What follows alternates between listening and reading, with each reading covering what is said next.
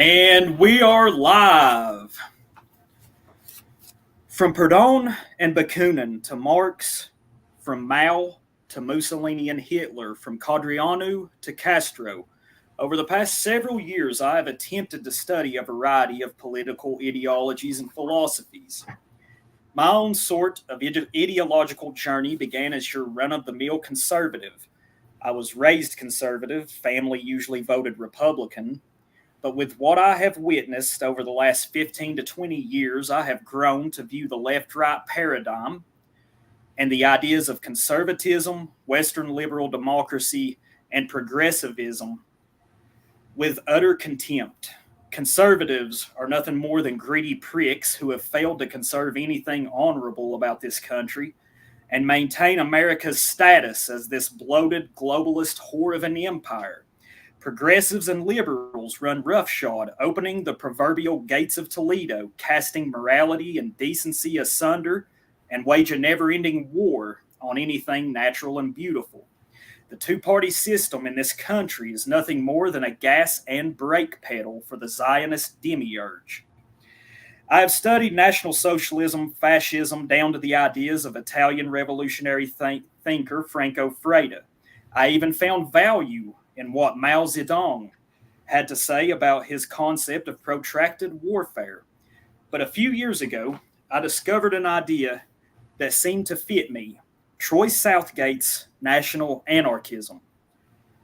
I believe that anarchism is the most misunderstood political system there is, one that transcends the left-right paradigm.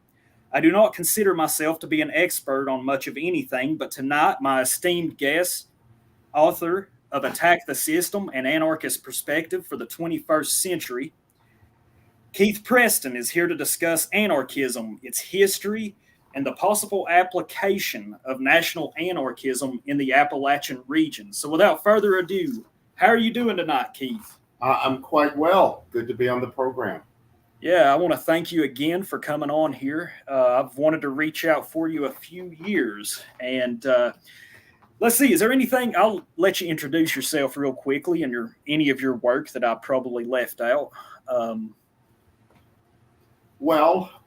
guess if listeners want to know more about me, they can go to the website attackthesystem.com, attackthesystem.com, just like it sounds.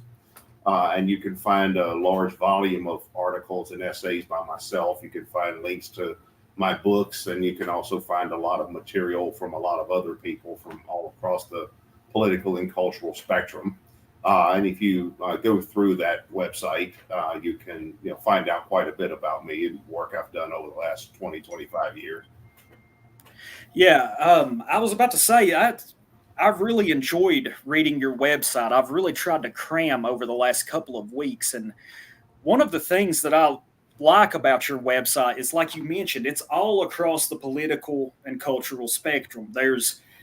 That's one of the things I've learned about anarchism is I know this probably sounds incorrect, I guess, but it seems like it is the most hyphenated ideology I've heard of.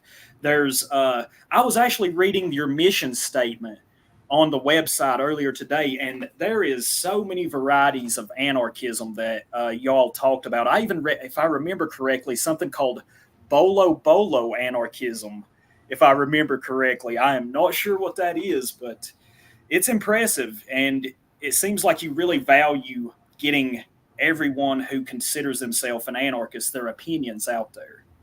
That's one thing I like about it. Yeah, a political scientist once said that there are about as many different types of anarchists as there are other political philosophies put together, and that's probably fairly accurate. But just for the record, the Bolo anarchism is named after a novel that was published back in the early 80s called Bolo. It was really? Okay. Yeah, it's a novel. It's sort of a utopian, futuristic novel. Written by a Swiss writer by the name of Hans Widmer. So that's where that comes from. But yeah, that's one of the many types of anarchism. You mentioned the novel there. You care if I ask you a question right quick? One of my friends had sent me this to ask you. Have you ever? I'm sure you have read and forgive me if I mispronounce this. I've read about 3 chapters of it, but it was Humusville or Yeah, Weimusville. Humusville. Evansville. Yeah. It by Ernst Jünger. Yeah. Yes. Oh yeah, Yes. that's one of my all-time favorite books. It's a great book. I have Yeah. a biographical essay of Jünger that's available on Attack the System for those that are interested in Jünger. But yeah, of all of Jünger's works, that's one of my very favorites because he has that character, the anarch. Yeah, that's what I was. Yeah, I was about to ask you about that. What are your thoughts on the anarch? It seems like it is. I was just reading a little bit about it today. My friend wanted me to ask you about this. It said, if I remember correctly, that what is it? That the monarch is to the monarchist what the anarch is to the anarchist. What's if you want to elaborate on that, the concept of the anarch? Yeah, well, Ernst Jünger, for those who aren't familiar with him, he had a very long life. He died in the late 90s, I think at age 101 or something like that. But he first became famous back during the Weimar Republic period in Germany. He was a veteran of World War I. He'd been a stormtrooper in Kaiser Wilhelm's Imperial Army. And he had been wounded something like 17 times Wow. in World War I. But he also was a combat officer, and he kept a diary during the course of the war and published the diary after the war was over. The book was called Storm of Steel. One of my friends mentioned it in the chat, Storm of Steel. It's an all-time war classic. And And it became a bestseller in Weimar. And he he became a popular figure in Weimar. He was a popular writer at the time. He wrote a number of fairly classic works, not all of which have been translated into English. And then he was part of the conservative anti-Nazi opposition during World War II. And then he was something of a suspect character after World War II because of his background as a conservative militarist. But by the 1970s, he developed this idea of the anarch, which was partially influenced by a brand of anarchism called egoism, which was developed by Max Stirner back in the 19th century. But Jünger was also influenced by Eastern philosophy. You could say that the anarch is kind of like an egoistic Buddhism or something. Interesting. But it's all. But the anarch is more about inward retreat. It's sort of like inward retreat from the outside world. It's not about trying to reform or control what's going on in the outside world. It's more about how you respond to it. You respond by inward retreat. It's like. Like externally, whatever may be going on is something you can't help, but what you can control is how you react to it on a psychic level, and that's what the anarch is. The anarch is somebody who retains possession and control over their own thoughts and reactions, irrespective of what's going on externally. Absolutely. I think I'd read that Humusville was. I believe published and written in 1977. I don't think it was 77. Translated up until 1993 till English, I believe. I believe so. Yeah. But anyways, like I said, I want to thank you again for coming on. I want to thank the audience for stopping by. Let me pull up my stuff here, my outline. So what I figured we would do is we would dedicate like the first half of this stream to try to give some clarity to anarchism, and then in the second half we'll move to the mountains. We'll consider anarchism in Appalachia. So I guess my first question, and I think Brendan over on the Arius Press had asked you this question: what led you to pursue anarchism as a viable solution? And give me just like just the details of like your ideological journey. Well, like you, I grew up in the American South. I'm from Virginia. And my family, like yours, were very conservative, very Republican. I was always something of a natural contrarian, I guess would be the term. You mentioned, I believe, one of the interviews I did recently with another channel. In that, I explained a little bit about my political background, but my first exposure to politics was when I got beat up at a Nixon rally in 1972 as a kid. I heard it. I heard you mention that story. Yeah, and so after that, I decided I was anti-Nixon. I was for George McGovern. Yeah. And then I was always for the opposition candidate early on. Like in '76, I was for Jimmy Carter. Then I was for Ronald Reagan when he was the opposition candidate, and then I was for Walter Mondale when he was the opposition candidate. But that's when I was a child and teenager. By the time I was in my 20s, I started becoming interested in political philosophy and political theory on a more broader level. And I became interested in anarchism just largely by looking at and discarding all of the other isms. I decided, well, I wasn't really a conservative, I wasn't really a liberal, I wasn't a Marxist, and I wasn't a fascist, and that left anarchism. And I was in my very early 20s then, maybe about 21, 22, and I've pretty much been interested in that ever since. I've just kind of built on what I've done before. So I've been interested in anarchist movements and theory and practice for between 35 and 40 years now. It's quite a career you've had. It's like I said, your website, it's outstanding. I also put a link for anybody watching this. There's a link to Keith's Twitter page and attackthesystem.com in the description box below. So to you, Keith, what is anarchism? And it's like I said earlier, I think it is the most misunderstood of any sort of political ideology. It transcends what I consider to be the obsolete left-right paradigm. So what's your, to give it to the layman, what is anarchism in your opinion? Well, the first caveat I'd throw out is that if you get 100 people who claim to be anarchists in a room and ask for a definition, you're going to get 500 answers by the time the discussion is over. So I don't know that there's any universal consensus among self-identified anarchists on what anarchism is. But if anarchists have anything in common, I'd say it's a critique of the state. It's the idea that the state is inherently illegitimate because the state is founded on conquest and plunder. The state is an institution that reserves for itself the right to do what in any other context is simply called crime.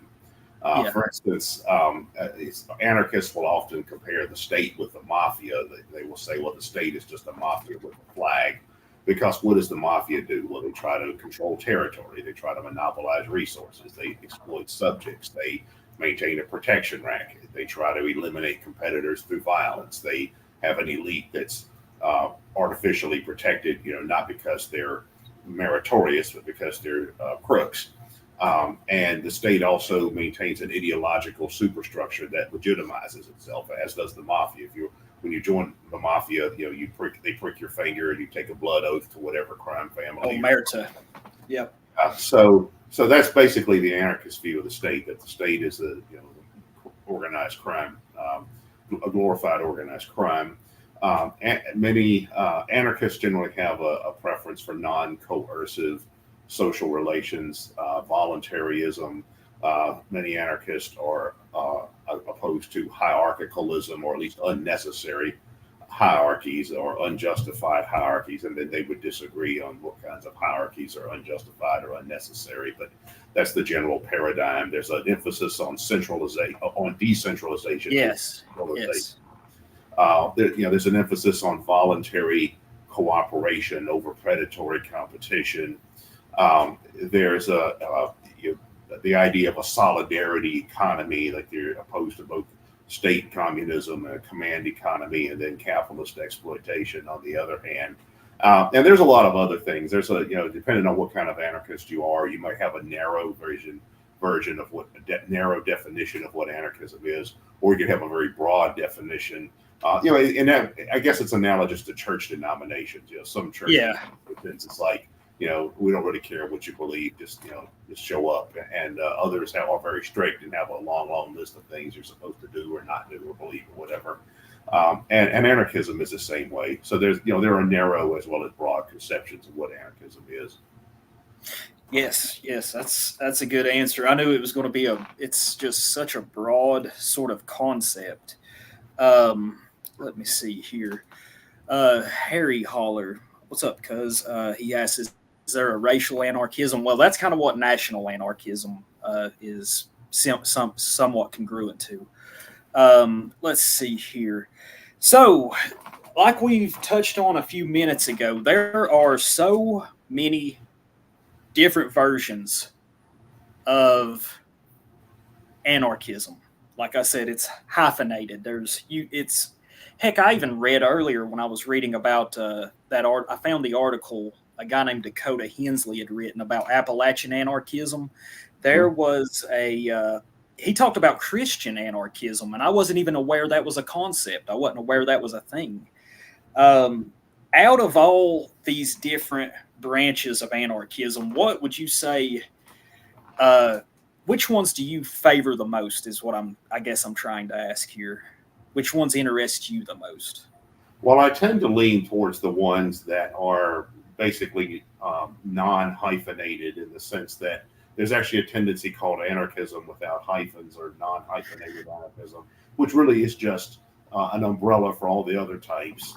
And then there's also a parallel concept called anarchism without adjective, and that developed back in the 19th century as sort of an umbrella for the different types of anarchism. There's also a concept called panarchism, which is the idea of, you can have, virtually every philosophy there is under a non-territorial free associational paradigm, sort of a polycentric system. And so that's those kinds of meta paradigms are where I am the strongest, have the strongest leanings. As far as all the other types of anarchism, there are certainly some I'm more sympathetic to than others. It's I could say there's some that I'm very sympathetic to, some I'm reasonably sympathetic to, some I'm less sympathetic to. Yeah. Although I consider all of them more or less to be, within, on the tree branches. I just, I probably would agree with some more than others. I have some doubts, for example, about anarcho-primitivism. Although I have friends who are devout anarcho-primitivists, but I tend to be a little bit more pro-technology than anarcho-primitivists tend to be. At the same time, I'm a little more skeptical of the anarcho-transhumanists. They seem to take the tech thing and go crazy with it. And that's just a couple of examples. And I could come up with critiques of other types of anarchism. For instance, a problem with anarcho-communism is, how do you prevent it from evolving or devolving into capital C communism? The same thing is true of anarcho-capitalism. How do you prevent that from evolving or devolving into capital C capitalism? So, and you have all of these different dichotomies with anarchist theory, and then there's this question of, well, if you take any of these theories, to any logical conclusion or any kind of extreme, you might have some problematic features. I like this. This is interesting. Let's see here. Well, I know after I discovered Troy Southgate's work, the National Anarchist Manifesto, a few years ago, several of my friends suggested I look into Pierre Joseph Proudhon, Mikhail Bakunin, and Peter Kropotkin. I just have a very surface level knowledge. I know there's a quote by Proudhon that I really like. I'm going to paraphrase it here. I can't remember it word for word, but basically he says that laws are basically spider webs for the rich, entangling the masses. Bakunin, he also had some very interesting things to say, and I'm aware of the very contentious sort of relationship that Karl Marx and Bakunin had during their lifetime.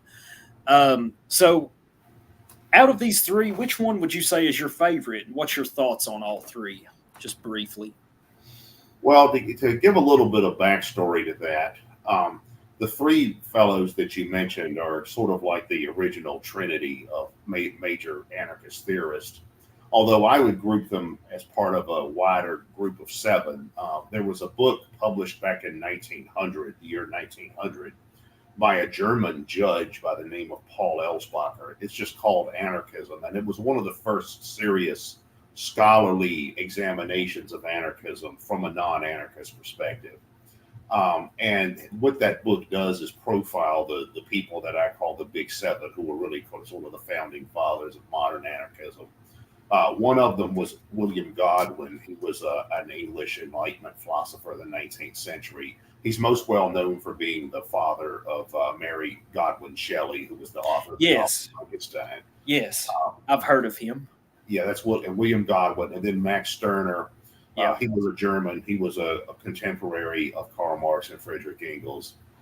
In fact, the only portrait we have of him is a sketch by Engels that he did of Stirner. Yes, Yeah. I've seen that before. Yeah, exactly. And then there's Proudhon. He was really the first person to call himself an anarchist. And then there's Bakunin, who was Marx's rival in the First International. And then Kropotkin, he was another Russian who was heavily influenced by Bakunin. And then there was also an American named Benjamin Tucker. He was the founder of what's called Individualist anarchism, which is somewhat similar to libertarianism. And then you mentioned Christian anarchism. There was also Tolstoy, another Russian. He was really the founder of anarchism, or at least he's the one that popularized it in the modern sense.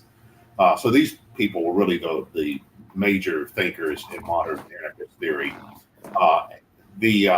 As far as Proudhon was mostly oriented towards economics. He was very critical of capitalism and feudalism as they existed, in France in the early 19th century when he lived. And in particular, he was critical of banking and what we would, what used to be called usury, what we today would call debt slavery or. Yes. He started what was it? The Bank of the People? The People's Bank idea. The People's Bank. Yeah. Yeah. He had the idea that without state protection, banks would basically be incapable of engaging in usury. That was his economic theory. This was challenged by other economists, but that was a big part of his economic paradigm. He was mostly economics oriented. Bakunin was a Russian. He started off as a pan-Slavic nationalist because he was opposed to the Russian Empire of the Tsars. And he was also an early socialist as well. He had a branch of anarchism called collectivism, which it's hard to explain that in a modern American context because it was very heavily influenced by Russian culture, by Russian peasant culture. And if you're familiar with that, it doesn't make a lot of sense in the modern American context. But I think though that Bakunin, one of the most enduring aspects of his thinking was his critique of Marxism. He was a personal rival and acquaintance of Marx, and he used to say that if you listen to Marx, and you're going to get a system just as bad as the tyrannies of the czars and the European monarchs of the 19th century. And he was very precision in his criticisms of Marxism. There's always been this debate among historians of communism and then of students of Marx more broadly about whether countries like the former Soviet Union or Maoist China and places like that, whether that's genuine Marxism or whether it's just sort of an aberration. Because there are plenty of Western Marxists, for example, who say, no, that's not real Marxism. That's not really what Marxism intended. I tend to hold to the opposite view. I tend to agree with the anarchist Murray Bookchin. Murray Bookchin was an anarchist who became well known in the late 20th century. He was a founder of a school of thought called social ecology, which was a branch, and also another branch of anarchism called communalism. So he really founded multiple branches of anarchism. But Bookchin, I think, was correct when he said that Maoist China and the Soviet Union are the logical outcomes of Marxism, because the idea in Marxism is that power is just simply an instrument of class domination, meaning that all that really matters is what class collectively holds power. And the theory behind Marxism is that, well, if you remove the capitalist class or the royal elites or the aristocracy and put the working class in power, then you're not going to have oppression anymore because the working class is the majority. But the problem with Marxism is that it doesn't understand any modern insights into things like elite theory or any of that kind of stuff. In the 20th century, there was a vast range of thinkers that started to develop what's called elite theory, and thinkers from the left and the right. And the idea behind elite theory is that power naturally tends to centralize itself. And if you don't have limitations on power, you're going to get, a hyper concentrated system of power that's going to be an ultra tyranny in a political context. You had thinkers, for example, like the Italian elite school, like Pareto and Moscott and Michaels. And you also had left wingers like C. Wright Mills, and even some that are still alive, like William Domhoff, who argued this, who argued that the distribution of power in society transcends things like classes and particular institutions. And the more concentrated power becomes, the more tyrannical power will be. And that's, the core anarchist insight, that's gone back for as long as there's been anarchism. And so I do think that a system like Marxism is going to produce that kind of tyranny. In that sense, I would say Maoist China, the Soviet Union, places like that really were Marxist states. They were the logical, predictable outcome of Marxism. And that, the so-called tankies, the Marxist-Leninists of today, Yes. they say, yeah, of course the Soviet Union is socialism. Of course that's Marxism. Yeah, they're right. I agree with it. Definitely. I just wanted to backtrack a second. You mentioned the book Anarchism and the original seven. You had mentioned that Bakunin, Proudhon, Kropotkin, also Godwin or Goodwin. Godwin, yeah. Who were the other three? Max Stirner. Okay. Max Stirner really only wrote one book in his life. The common translation of it from German to English was The Ego and Its Own. A more accurate translation is The Unique and Its Property. And there have been more recent translations that have come out in recent years that have tried to correct some of the errors in the older translations. But Stirner developed a concept called egoism. And he rejected the authority of the state because he rejected the idea of that anything should have the loyalty of the individual besides the individual's own ego. What Stirner is probably most well known for is that he was a philosopher that actually made an intellectual defense of crime.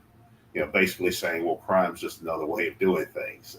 He was, and for I don't know that he was even a political anarchist in the sense of having a vision of what a stateless society might be, or in the same sense that some of these other people like Bakunin, Kropotkin, and Proudhon were. But he's considered within the anarchist tradition because of his rejection of state authority on a more philosophical level.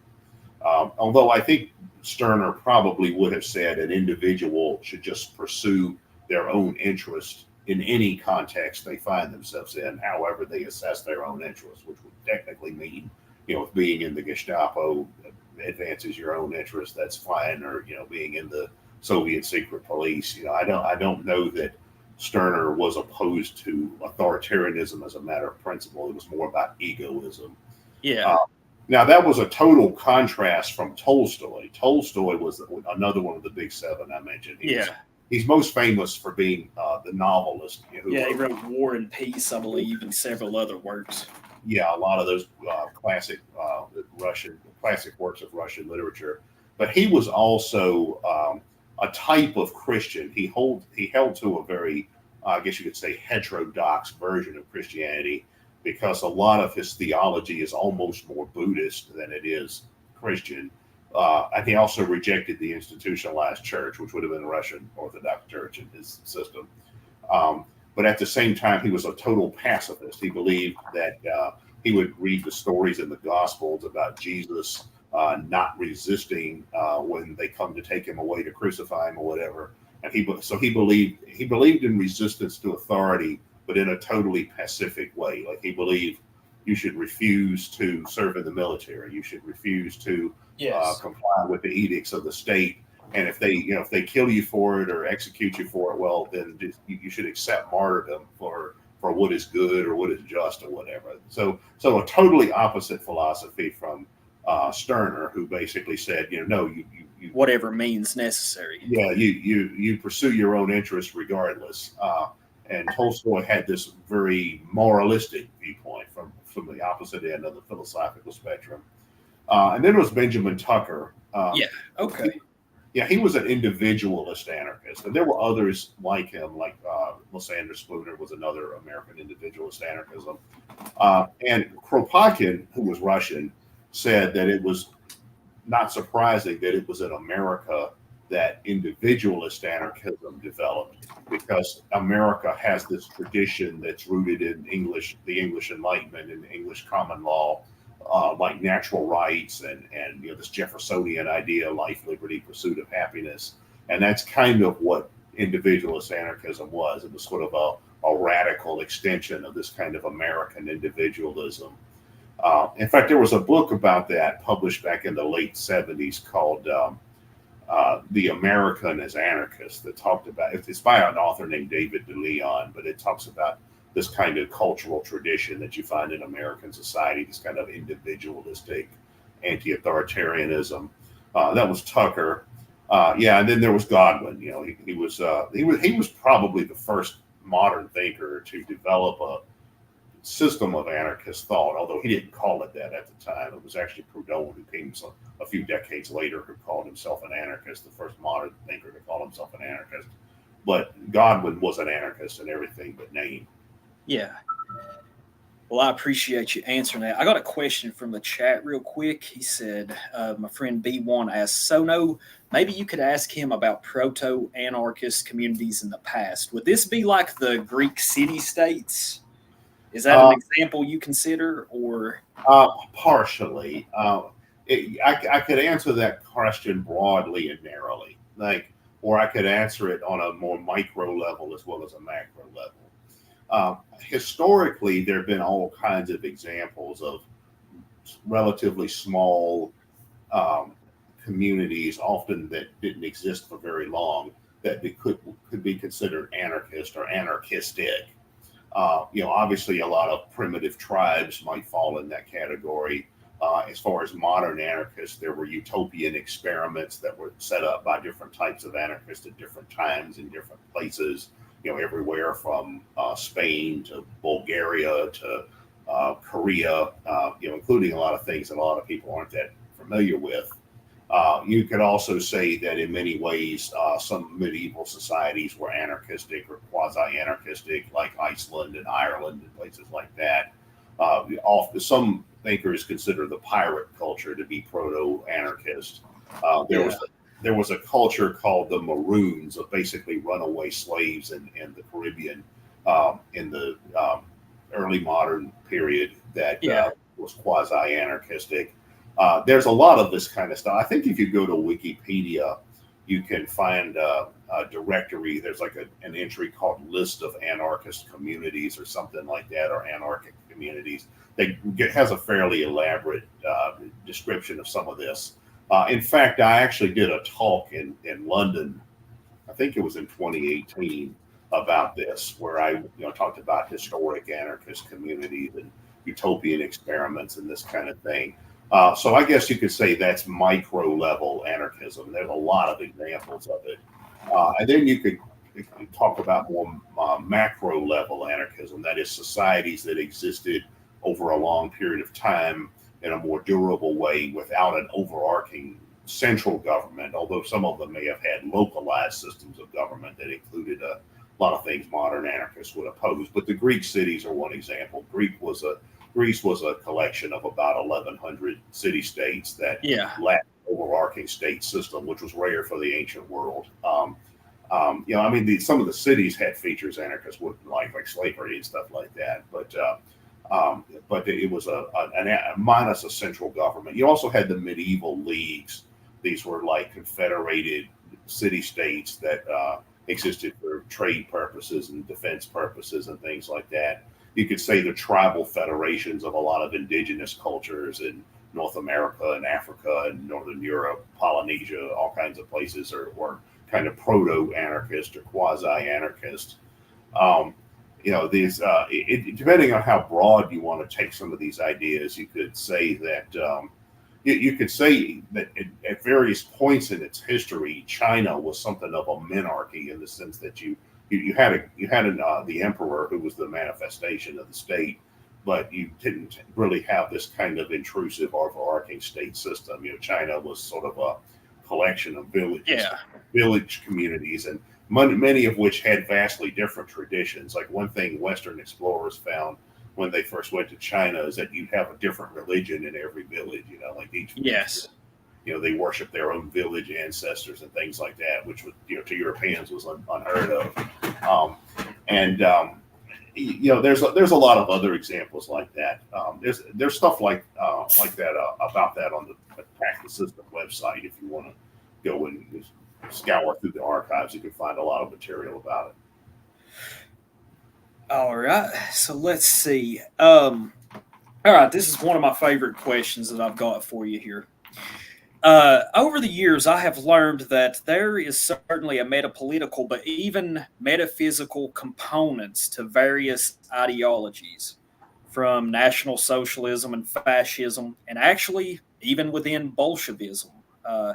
There was a book that I think I'd have mentioned to you in our emails, The Occult and Bolshevism. I was not aware that, that there was any connection between those two when I first started delving into this. So what I wanted to ask you, does anarchism possess anything like this to your knowledge? Is there any sort of like metaphysical underpinning, I guess you could say? Well, historically, as with every other topic, the anarchist approach to questions like that has been widely varied. Now, you've had some anarchists historically who were militant anti-clericalists. They were very anti-church, anti-religion, militant atheist. That developed largely in cultures where the churches were aligned with the state, with like Spain, for example, was one. Bakunin was famous for holding very strong anti-clerical views. He wrote a book called God and the State, where he attacks religion, and that was coming out of the context of the relationship between the Tsar and the Russian Orthodox Church. And as I mentioned, though, you also had people like Tolstoy, who had this Christian anarchism. But there have also been efforts to synthesize anarchism with every other religious tradition. There are Islamic anarchists, there are Buddhist anarchists, there are pagan anarchists, there are Wicca, witchcraft anarchists. I've known anarchists into the New Age spiritualities and all that kind of stuff. I've known anarchists that were interested in the occult. And when I was in Canada back in the late 80s, I was at one point I was hanging out with some anarchists who were also associated with a group called the Process Church. Oh, wow. Yes, I'm aware of the Process Church. Yeah, wow. They were sort of an occult group. I think that what they're most famous for is that some of their members had sort of an overlap with the Mansons. Yes. Yes. So yeah, I mean, you find all of this kind of stuff in anarchist history as well. Like I said, hardcore anti-clericalism was a big part of classical anarchism. It's similar to Marxism in that sense, but you also had all of these other tendencies that were, often influenced by all kinds of occultic or religious or metaphysical viewpoints. All right. Let's see. I appreciate that answer. I was about to say it could possess anything. Just depends upon whichever particular strain of anarchism is being examined. Let's see. The next question. I had first heard, I've heard the term propaganda of the deed before, but it wasn't until a couple of years ago I actually took note of it. I was listening to an old show, Race and Reason, of Tom Metzger, and he had on as his guest a man by the name of John Jewell, who was a very hardline advocate for the white working class. But they mentioned and they briefly talk about propaganda of the deed. From my own research, I believe that's connected to a man named Johann Most. What's your thoughts on propaganda of the deed? And I found that Most had had a pretty interesting life. He had a rough life, but I was just curious, what's your thoughts on propaganda of the deed? Well, there's a broad definition of that, and then there's a narrower, more controversial definition. The broad definition is that propaganda by the deed is just simply leading by example, direct action, and like you probably heard that slogan: "If the leaders lead, the followers follow," or something like that. It's conceptually similar. Now, in the 19th century, in anarchist movements, you had groups that were inclined towards terrorism. And when I say terrorism, I mean the real thing. I mean, they assassinated heads of state and they set off bombs. They were a lot like the Islamists of today. In fact, the British writer, Johann Hari, the British leftist writer, had an article about 20 years ago comparing the anarchists of the propaganda by the deed era with Islamic terrorism of today. And what he did was he found, members of militant Islamic sects and then read statements to them by some of these old anarchists, and some of these Islamist guys were like, "Yeah, that sounds like us," So that propaganda by the deed basically meant you inspired revolution by carrying out some dramatic act of violence, a bombing and assassination and things like that. Johann Most was a major proponent of that viewpoint. He was, he would, to give you an idea of what this guy was like, I think he would write books with titles like Nitroglycerin, it was basically terrorism manuals. I think he wrote a book called, I think, The Science of Revolutionary Warfare. I believe it was in the year 1885. That was one of his works. Mm-hmm. I have an essay I wrote about 20 years ago that's available on Attack the System.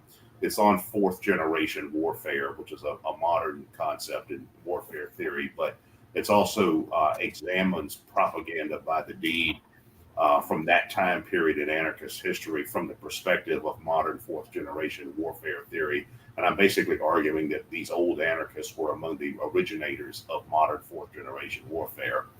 Fourth generation warfare is basically war by non-state actors. That's the core idea. So Most was a pretty hardcore guy. He was a German. He had immigrated to America. He was a part of the American working class of the 19th century. He was involved in the labor movement. He was a hardcore anarcho-communist follower of Kropotkin and Bakunin and people like that. Yeah, he had basically advocated terrorism as a means of advancing anarchism more broadly in working class interests more immediately. I think he published a journal called Dynamite or something like that, if I remember correctly. It was it's been a while since I looked at it. But he was definitely a proponent of terrorism. It's interesting because when you look at all the sectarian divisions that exist among anarchists today, because anarchists are always arguing about who's a true anarchist and who's not. And that existed back in those days as well. There was an effort back then to create a conference that was going to be a unifying unity conference among anarchists. And Benjamin Tucker, the individualist, was invited. And then Johann Most, the anarcho-communist, was invited.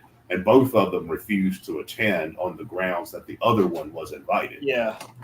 Most said, well, Tucker's a capitalist. He's not a real anarchist. I'm not going to go there.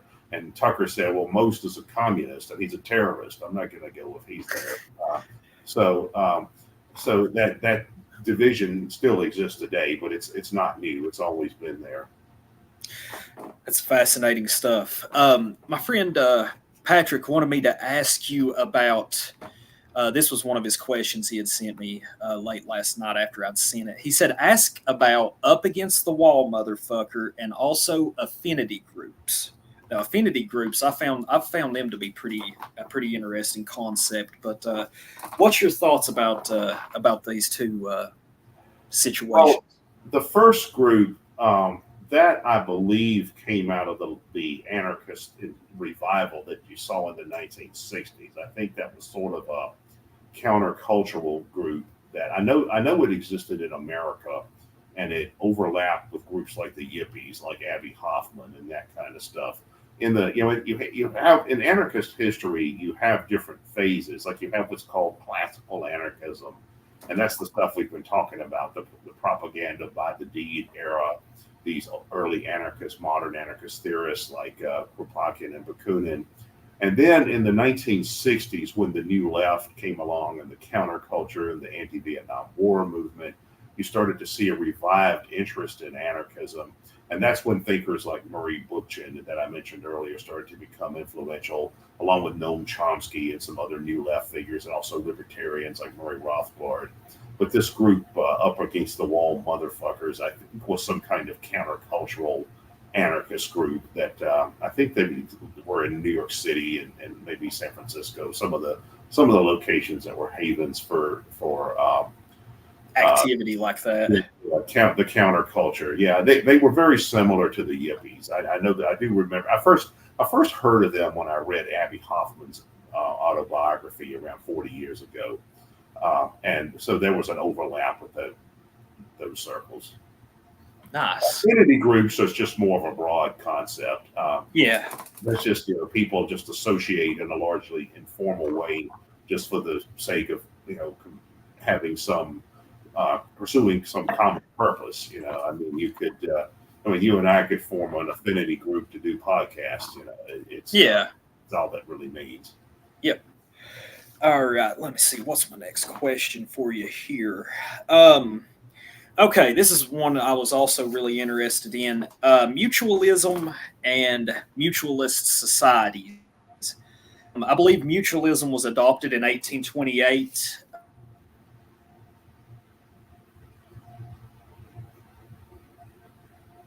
He was interested in Fourier's mutualism. Mutuality is a core tenet of his economic theory. And I believe what he meant by that, it's like a sort of synthesis of private property, but also collective ownership.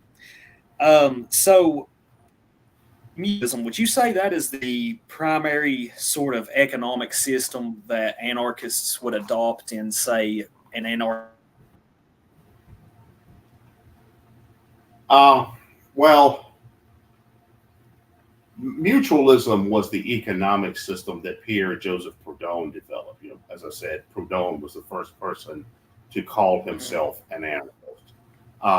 And mutualism included the idea of basically what amounted to workers' cooperatives, meaning you'd have industries that were organized cooperatively by workers, and then they would be united through the kind of people's bank system that we were talking about earlier. And the idea was you could, according to Proudhon, you could eliminate the exploitation of labor through the removal of the dominance of capital and through the dominance of usury through the banking system. So you no longer have wage slavery, you no longer have debt slavery. That's the core idea behind mutualism as Proudhon envisioned it. Now, you also had wider applications of mutualism. Keep in mind that in the 19th century, there was no such thing as the social safety net, like the welfare state or whatever. Yes. So the idea was we needed to have ways for providing for the unemployed, the disabled, the elderly, all the people who aren't able to work for a living. There needs to be some means of providing for them, and mutuals were considered to be a means through which that could be done. In fact, at one point, much of the health insurance system in France was actually done through mutuals. That was a fairly common method of organizing health insurance early on when that started. 1 second. Yeah, you're fine. I'm on a podcast right now. Yeah. Yeah, and now over time, what has happened is that the mutuals have largely been crowded out by the state. One of the major negatives associated with the modern welfare state is that it tends to have the effect of suppressing or crowding out alternatives like mutuals, like cooperatives. all of these kinds of things that the early anarchists envisioned. And I think that that's deliberate. I mean, I think that the state doesn't want people to go out and form the independent associations where they're capable of providing for themselves, either individually or collectively. They want everyone to simply be a ward of the state. And I think that that's why the modern welfare state idea developed. There's a fairly interesting book about that. There's a book called The Lost Literature of Socialism.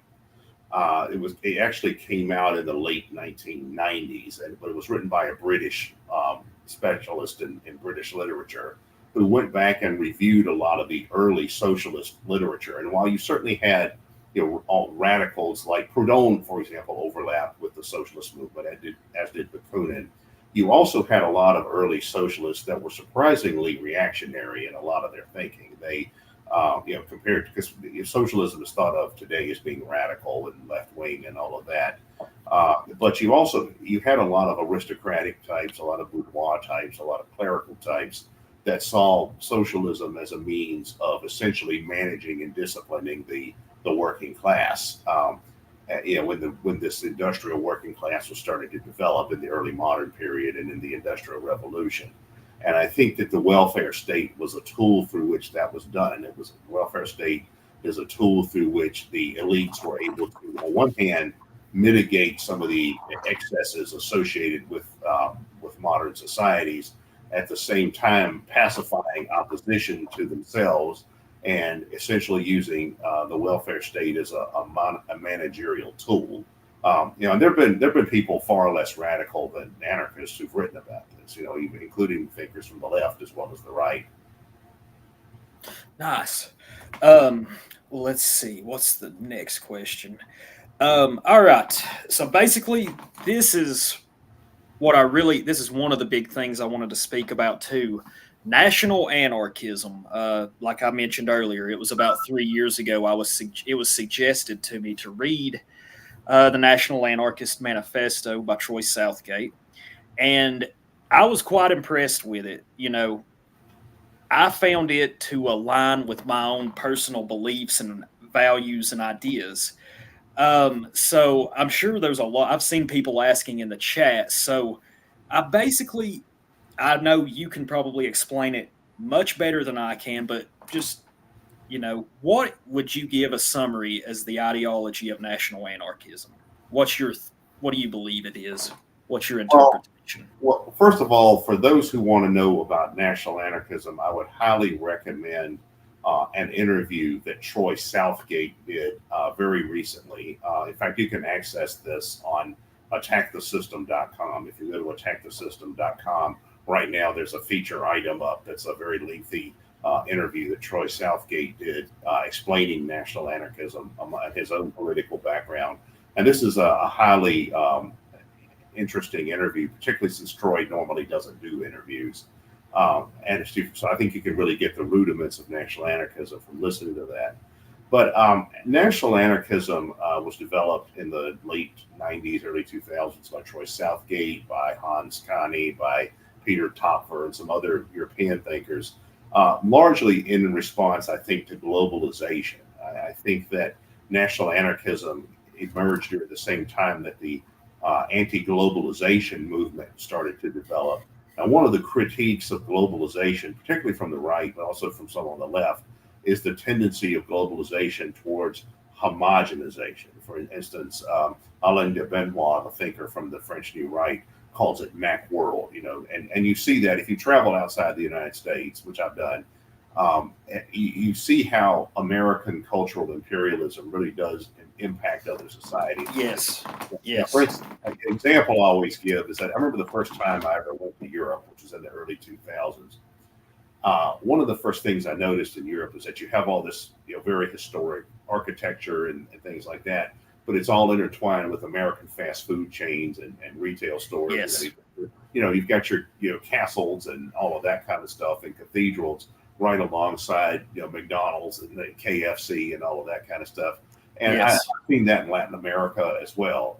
And that's a major critique that anti-imperialists and anti-capitalists and anti-globalists have worldwide, is that they have this Western cultural imperialism that's undermining all of these ancient traditional cultures and reinventing them in the image of like an American shopping mall or something. Yeah. And I think national anarchism was created in part as a type of anarchism that was, like other types, it had many of the same concerns as other types of anarchism, but in a way that was specifically about trying to resist the homogenizing tendencies of uh, globalization and capitalism and imperialism and all of these kinds of things, and the preservation of traditional cultures and indigenous cultures and all of this kind of stuff in a way that goes way beyond ordinary conservatism. Yes. Many people, I think, mistakenly believe that national anarchism is somehow just another type of conservatism, which it's not. It's actual anarchism, but it has a focus and emphasis that's addresses some of these concerns about globalization and homogenization. I know I found it to align with a lot of the stuff that I believe in myself. Years ago, I would have considered myself, a bit of a fascist or maybe even a national socialist, but I've came to realize I don't think that is ever going to take off in America because of that is a specific expression by a specific people 80, 90, 100 years ago. We ain't those type of people, even though we may be descended, from America, Germans, largely Northern and Western European. I don't know. I don't see it taking off here in America, at least if you are interested in racialism myself.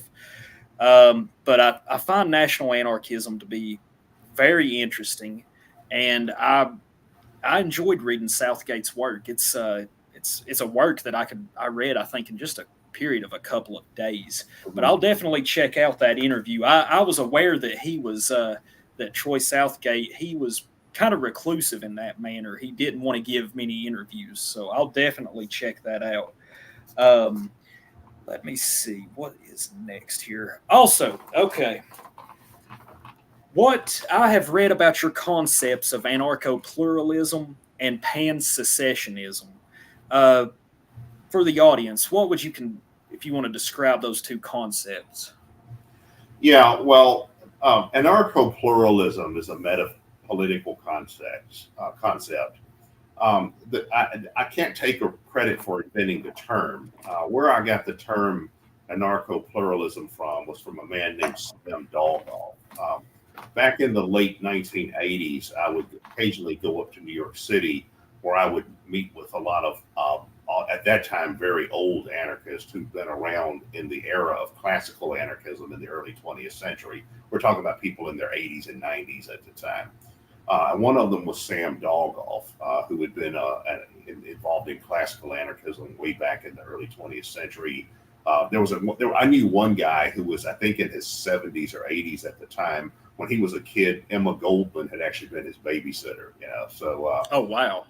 Yeah. So, but Sam Dalgal used to refer to himself as an anarcho-pluralist. I asked him once, of all the different types of anarchism, mutualism, syndicalism, anarcho-communism, what do you think to call yourself? And he said, I'm an anarcho-pluralist. That term stuck with me, and I don't think that Sam would have necessarily used the term in the way I do. He'd probably say I use it too broadly, but to me, anarcho-pluralism is just an umbrella term for all the different types of anarchism, as well as anarchism adjacent philosophies, of which there are many. Like you could say Gandhi's Satyagraha philosophy is anarchistic or anarchist adjacent, or you could say minarchism, like Robert Nozick, is anarchist adjacent, or something like council communism is anarchism adjacent, or situationism, or certain types of utopian socialism might be anarchist adjacent. And so it's sort of an umbrella term for all the different types of anarchism and anti-adjacent philosophy, anarchist adjacent philosophies that have some kind of anti-state, decentralist, libertarian, anti-authoritarian framework. And that's anarcho-pluralism. Now, pan-secessionism is more of a tactical concept. Many people mistakenly think it's an ideology, but it's not. It's instead, pan-secessionism is sort of a multi-layered and multi-dimensional approach to praxis, which basically means withdrawing smaller groups withdrawing from larger groups, and that can mean something like territorial secession, obviously, but it doesn't have to mean that. It can also mean economic secession, like a general strike would be a type of pan-secessionism. Civil disobedience is a type of pan-secessionism. Tax resistance is a type of pan-secessionism. Creation of things like dual power, like the anarchist Samuel Konkin had the concept of counter-economics or agorism. That's a type of pan-secessionism. So all of these types of strategic concepts are under the pan-secessionist umbrella. And I suppose on a more theoretical level, you could say that there was a Renaissance era writer named a Frenchman named Etienne de Boulogne, who wrote a work called Discourse on Voluntary Servitude. And the question he was asking was, why do rulers maintain power? And he argued it's because the people ultimately acquiesce to rulers. Once people stop acquiescing to rulers, then rulers lose their power. And in the 20th century, Carl Schmitt, who was anything but an anarchist, but Carl Schmitt had a similar theory from a different angle, where he argued that ultimately the foundation of political legitimacy is acclamation, because meaning that a political system is able to maintain power to the degree that large numbers or sufficient numbers of subjects either provide acclamation to the state, meaning that, or the ruling class, meaning they support and sympathize with the ruling class, or they simply acquiesce to the ruling class. They go along to get along. And then once acclamation or acquiescence or withdrawn, which is basically what pan-secessionism is about, then ruling classes will fall because they aren't able to maintain legitimacy. One classic example of that was the overthrow of Nicolae Ceausescu in Romania in 1989. If you see the video, he comes out, he's making his speech, he's expecting applause and a lot of hurrah, and then people start booing him, and he has this look like this isn't supposed to happen, so he has to stop and retreat and readjust, and that's an example of what I'm talking about. That particular state lost legitimacy at that particular time through the withdrawal of acquiescence and the withdrawal of acclamation. All right, let me see, it's one more question here. In other words, let's see, do you think national anarchism would need a sort of counterculture like what was back in the 60s in order to take off? Do you think that is necessary? I think so, yeah. Because any kind of political philosophy can only exist if it has some kind of cultural foundation. And there has to be a shared cultural consensus among its adherents that ultimately uphold it. And that's true of any system. For example, in the United States, for example, what are some of the elements of the shared political consensus of Americans? Well, we have the 4th of July, we set off fireworks and eat hot dogs and hamburgers, or, we have the First Amendment, separation of church and state. We don't have an equivalent of the Church of England. And there's a cultural consensus that upholds all of those things in a way you might not necessarily have in some cultures. And in some other countries, like in some Islamic countries, for example, there's a shared cultural consensus that Islam is the best religion. So in Turkey or Egypt or somewhere like that, no head of state could come out and say, well, you know what, I think Islam really sucks, because somebody like that would probably be overthrown. They would have no means of maintaining legitimacy because the people would withdraw acquiescence and acclamation. So any kind of anarchistic system, whether it's national anarchism or some other kind, would have to have a cultural foundation that upholds the core values that make it work. Which means you would ultimately have to have a counterculture, because anarchism goes against some of the cultural norms that you see in many, if not most, societies today. That's essential. Creating a countercultural paradigm that upholds the ideas of anarchism is critical. Yeah, that was a good question from my friend, one of the ones he wanted me to ask you. So let's see, we're about an hour and 5 minutes in. I was going to keep this stream, if you're willing, about 2 hours. I don't want to keep you too long, and I figure most people lose interest after a couple of hours on a long podcast. But I wanted to shift gears and talk about the idea of national anarchism in Appalachia. Let me see here. Me and my friends, we've came up with a concept. We value autonomy, and we want self-determination for what I call the heritage Appalachian. And what I mean by this, I've heard people say, I don't like the term, but the dissident right, or you could say the racialist right, whatever. I don't care for either of those terms. But I've heard people talk about heritage Americans that were here, their ancestors were here, say, prior to the Civil War, shortly after. I came up with heritage Appalachian as most of the citizens of Appalachia today, those of European descent, are of Ulster Scot descendant, Ulster Scot descendants, Border English, and Germans as well, a lot of Alpine Germans. So I got a couple of quotes here. I know that the anthropologist Madison Grant, in his work Conquest of a Continent, he said that the Appalachian, the early Southwest frontiersmen in the formation of this country, the people that fought in the Battle of Kings Mountain back in 1780, he said that these people were addicted to violence and killings. So they were and the reason for this is there was a sort of blood memory. These Ulster Scots, these Border English, they had fought for centuries, going back to the medieval period, for centuries with each other, just never ending.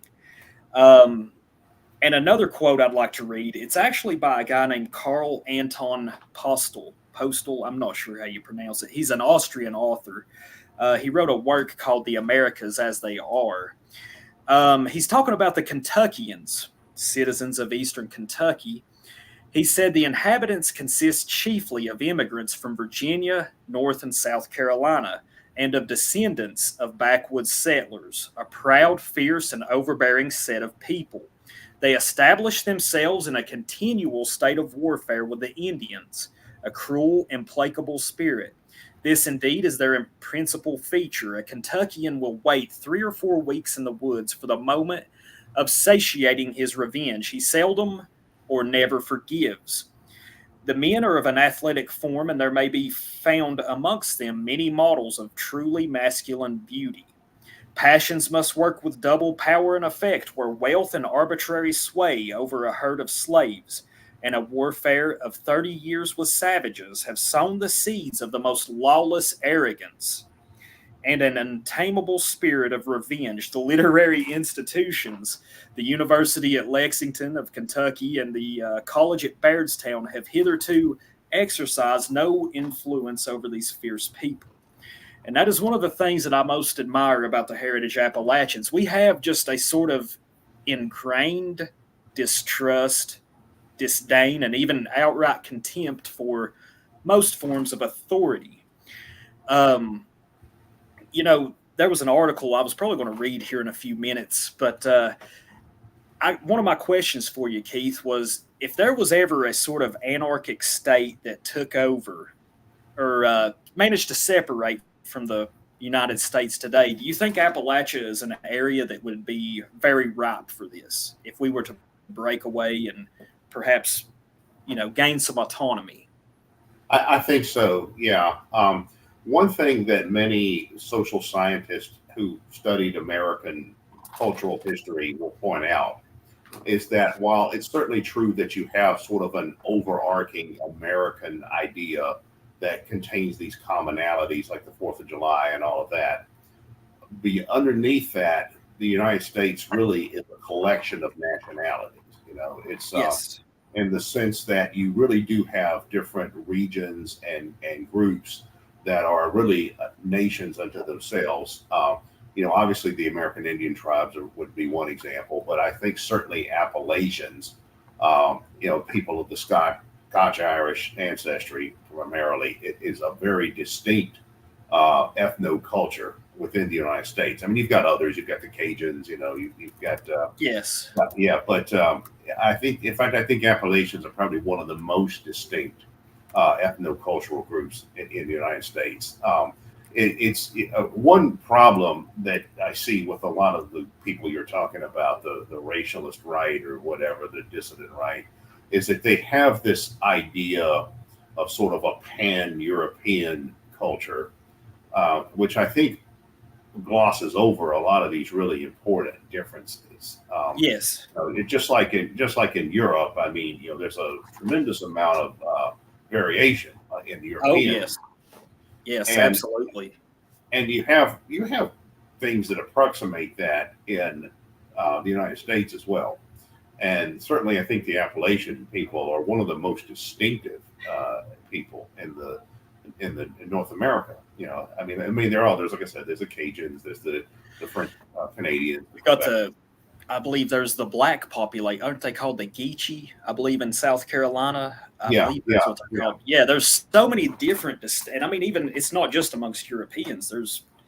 It's among other racial groups that came here as well.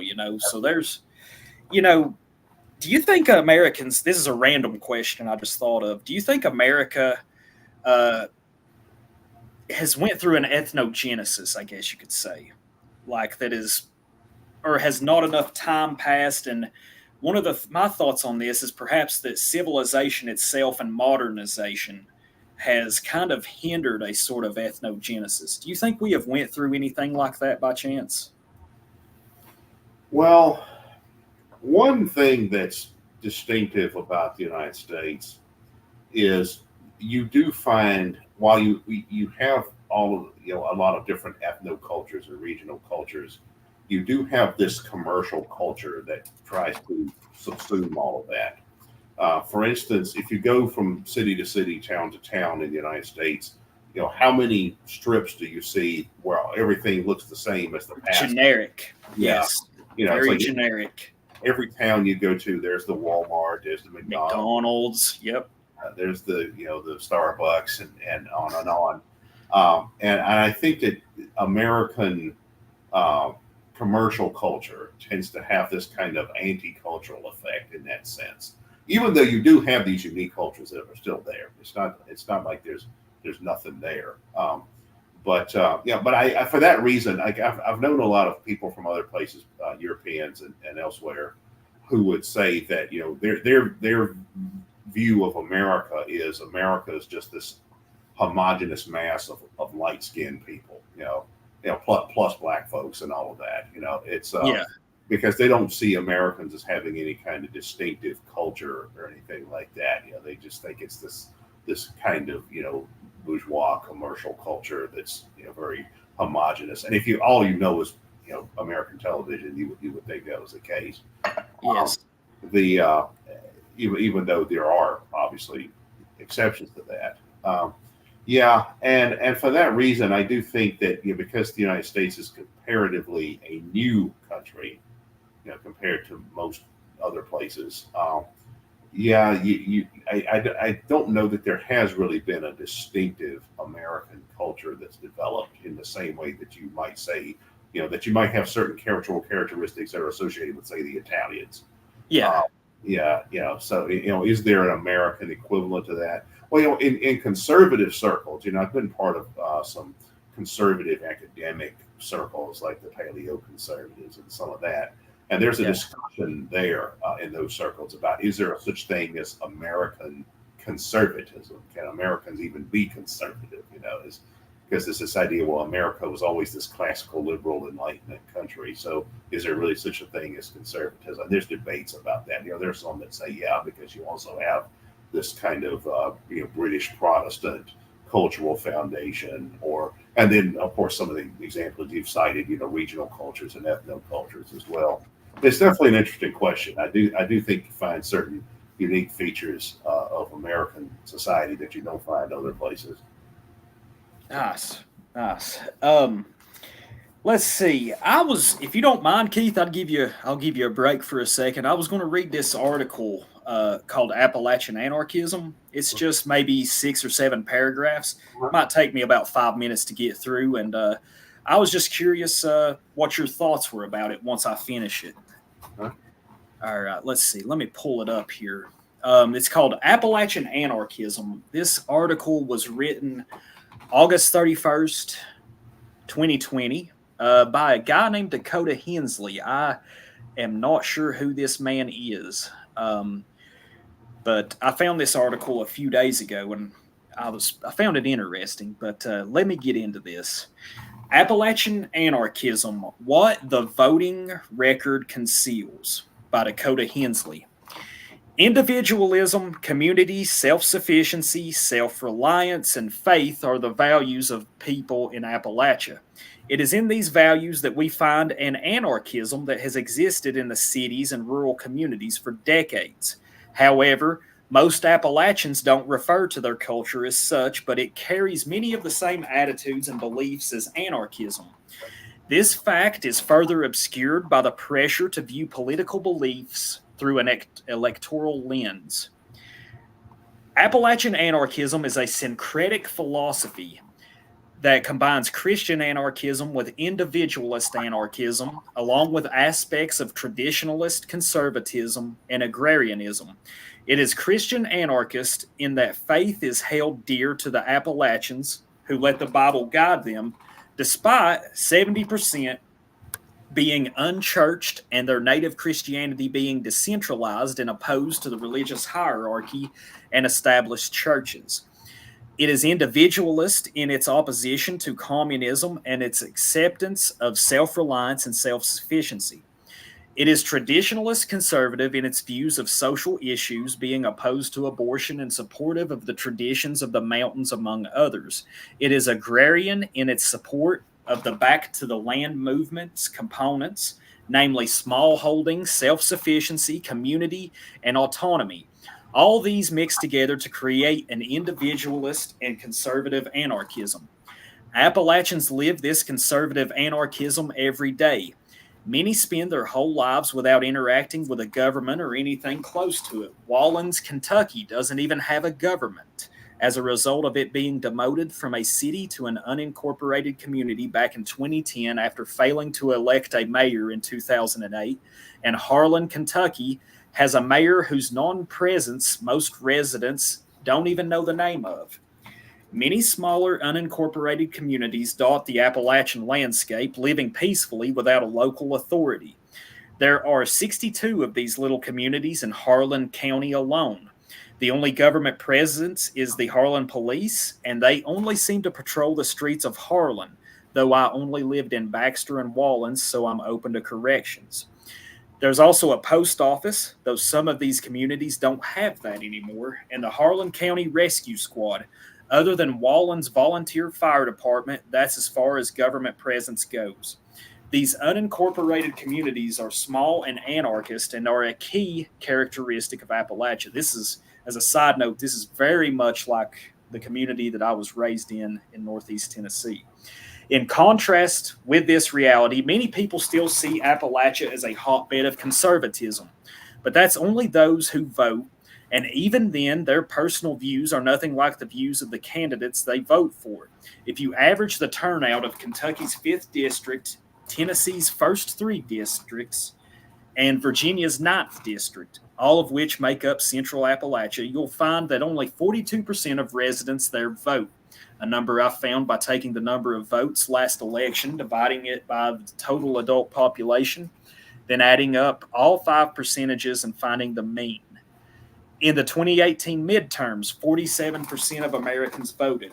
Considering that even those who do vote don't always agree with their choice, you'll find that Appalachia as this conservative hotbed is nothing but a myth.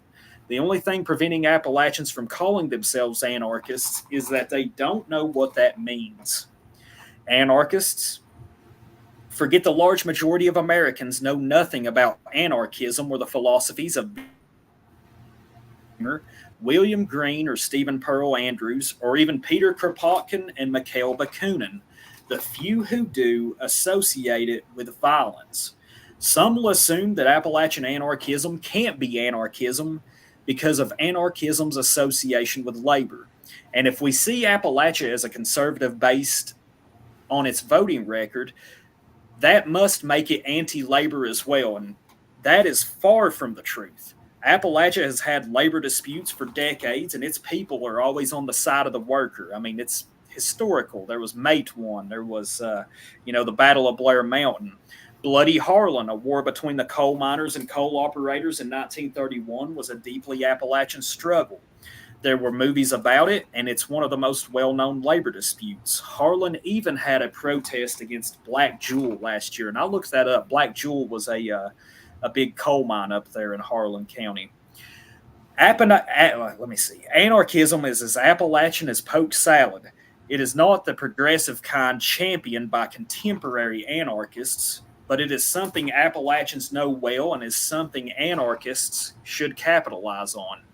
And appeal to Appalachian values and relate anarchism to places like Wallens and Harlan and explain how it's not different from their lives now. That'll expand anarchism of these mountains where it would grow and blossom. So there we go. That's the article. What's your thoughts on that, Keith? Well, I looked that article up, and one thing that I was surprised to find is that it was actually published on a website called Center for a Stateless Society, because I was surprised they would post that article, because I've had something of an ongoing conflict with them for going back for about 15 years. I think I found this one on our anarchistnews.org is where I pulled this one from. But anyway, yeah, go ahead. And a lot of their stuff gets reposted on other anarchist sites. Anarchist News is sort of an umbrella for anarchist webzines everywhere. But what was interesting is that the Center for a Stateless Society never had much use for me, because from my vantage point, they always took something of a politically correct, or what today would be called woke, line about a lot of things. And then they in turn didn't have any use for the fact that I was associated with people like Troy Southgate, or for that matter, you. And I'm surprised they actually posted that. I'm surprised they published that. But that is very interesting.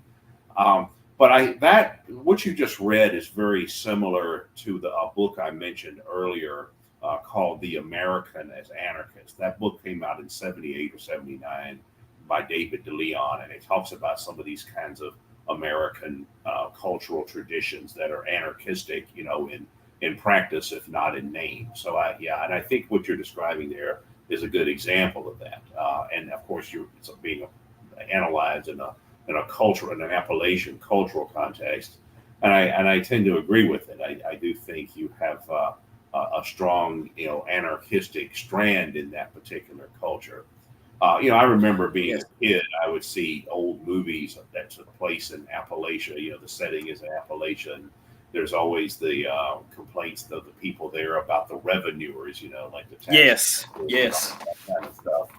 So I mean that's all of that is part of the American cultural history that I consider to be the positive aspect of American cultural history, going back to things like the Whiskey Rebellion. And Shays Rebellion, all those. And some of those kinds of things as well.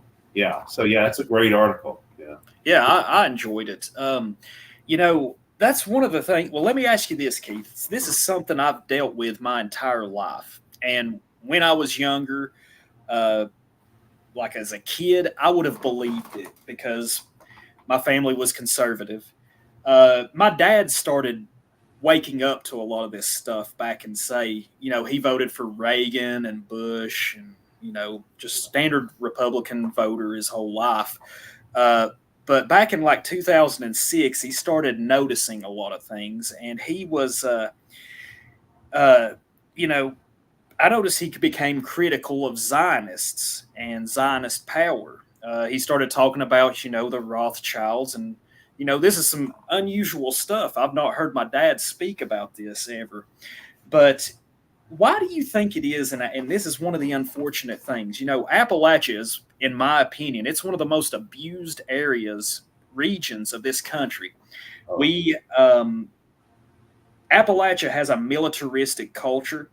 We've fought in wars, every war since the American Revolution, fighting these wars overseas.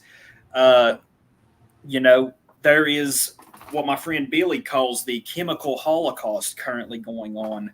The Sackler family, their promotion of Oxycontin beginning in 1996. I mean, fentanyl, dope, and drugs have ravaged the communities of Appalachia. And I mean, I have suffered this myself. I used to be a drug addict at one for several years. Been clean for about 7 years now.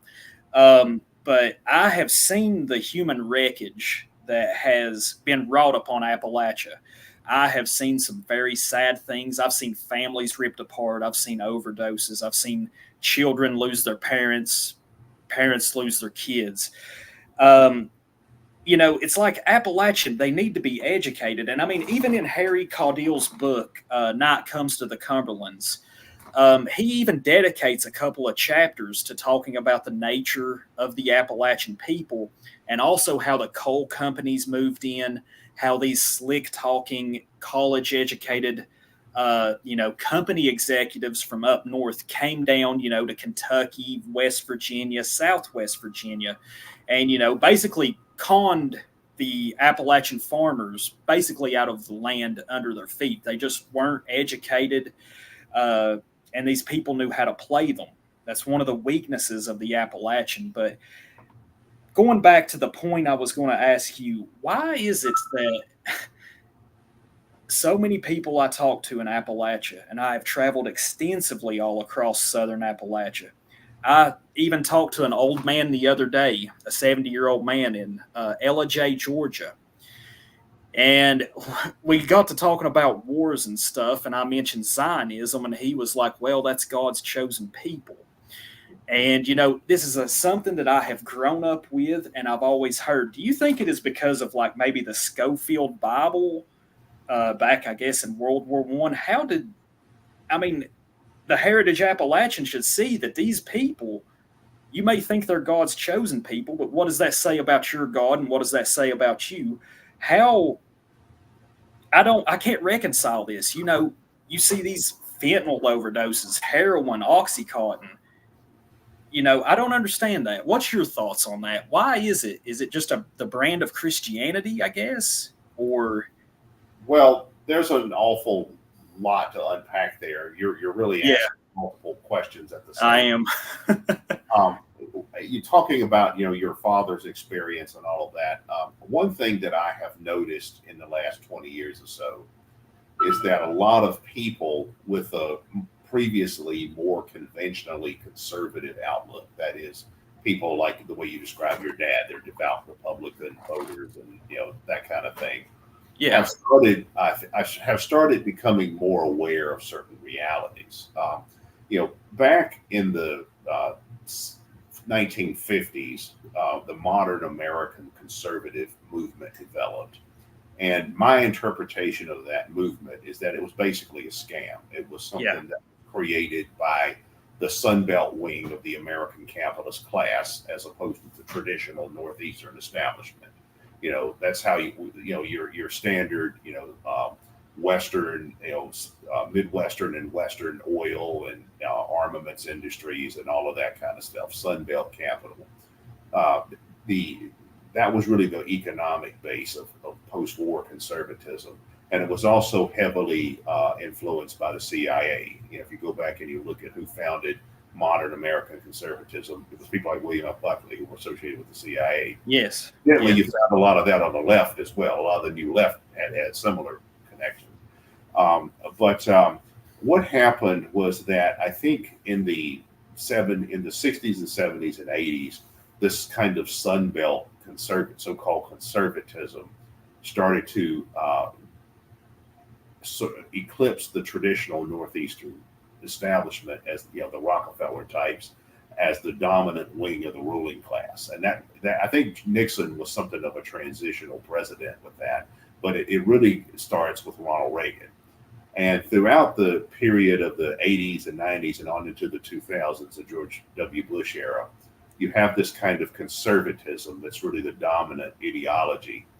in the United States. I mean, even during the Bill Clinton era, because you still had a Republican Congress, and Bill Clinton is a neoliberal, so which is basically a Republican light. So what happened is that a lot of conservative Americans got sold a fraudulent bill of goods. They basically said, well, you need to vote Republican because, hey, Republicans are for all good things as you perceive it. Republicans are going to be for family values and religion and Christianity, and keep the jobs here, keep the manufacturing here.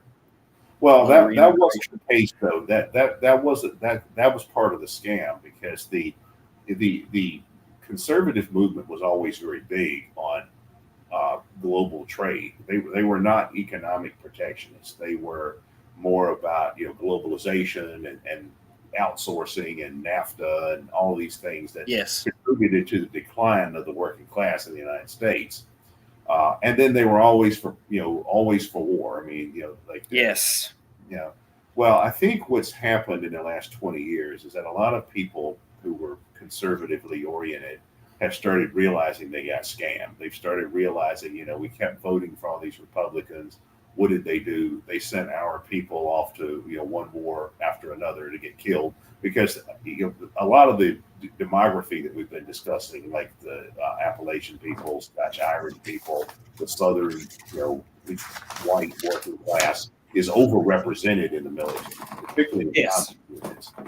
All right. So you start to see a lot of people started to realize they got scammed when it came to war. They got scammed when it came to the economy. They started saying, well, we had this NAFTA. We were promised we were going to have all these cheap consumer goods. Instead, we got outsourcing and unemployment and all of this kind of stuff. And now we're all working at Walmart and living off credit cards. And then parallel to that, you start to see the related social and cultural decline. Like you were talking about the drug addiction in a lot of communities. Drug overdoses now are at an all-time high statistically. There's something like 100,000 drug overdoses in the United States every year.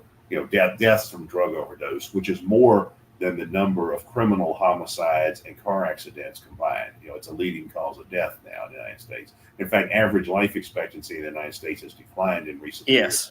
And the main statistic driving that is the high number of overdoses and suicides. So that's another issue. And you see this, though, in communities that are experiencing serious decline. When you see not only economic decline, and economic decline impacts social factors, because you start to see the decline of community and things like that. You see increasingly atomized individuals. You see growing mental health problems. You see people that get into drug addiction and alcoholism and all these kinds of problems. And this is a problem you see worldwide. You can go to very impoverished regions of the Philippines and see there's a very high rate of heroin addiction and things like that there, and that's, you're starting to see that in the United States. Like a lot of the problems you would see in the black urban ghettos, say in the 20th century, has now started to find in a lot of white working class communities. Yes. A lot of the same kind of social and economic and cultural factors are present. So I've noticed that a lot of people, including particularly people from some of the geographical areas that we're talking about, have started to realize this. They started to realize that they got scammed by so-called conservatism, the Republican Party, Reaganism, Bushism, all of this stuff that was dominant for a while. And they're realizing they're the ones that are fighting the wars and getting killed. They're the ones whose jobs are being taken away. They're the ones that are being relegated to some of these kinds of problems, like we're talking about, like opioid crisis. And I think we started to see a radicalization of many people from some of these people. And on the question of Zionism, the affinity that so many American Protestants have for Zionism is really a bizarre cultural feature. I think that this is something that is endemic to Protestantism. I've thought about this quite a bit because I grew up submerged in this. I grew up in a Christian Zionist religious subculture where this kind of thing was very prevalent. So I know how this works, but I think that historically there's always been this weird relationship between Protestants and Jews, because I think that what the root of the issue is in a religious sense is this. In Protestantism, because you reject things like the church, the church hierarchy and like the papacy and the historic Catholic Church, because you reject the church traditions, the church hierarchies, the church sacraments, and all of these things that define Catholicism, Protestants have this theological concept called sola scriptura, which basically just means to go by the Bible. And for that reason, that's why you have so many types of Protestants. Protestants are notorious for being schismatic, where if somebody doesn't like their church, they just start their own church. They've got this church of 20 people. Well, somebody don't like what's going on, so now you have two churches of 10 people. That's Protestantism. Because of the fixation that the orientation they have towards the Bible, somebody who's really obsessed with the Bible is naturally going to be curious about Jews. And I think that that's where this really strange fixation on Jews originates from in Protestant culture. And that's why you have a lot of these really strange sectarian Protestant groups that have this, Jewish fixation, this Christian Zionism, this apocalyptic stuff that was popularized by Hal Lindsey and people like that. You also have something called Christian Reconstructionism. That's kind of like they're really obsessed with the laws of the Old Testament. They want to go back to the laws of the Old Testament. Then there's Christian identity. That's sort of a racialized version of that. There's also something called Hebrew roots. These are offshoots of Protestants that want to go back and observe all the old Jewish customs, like keeping kosher or something like that. There's a lot of this kind of stuff, and I've seen lots of variations of this, and it's been around forever.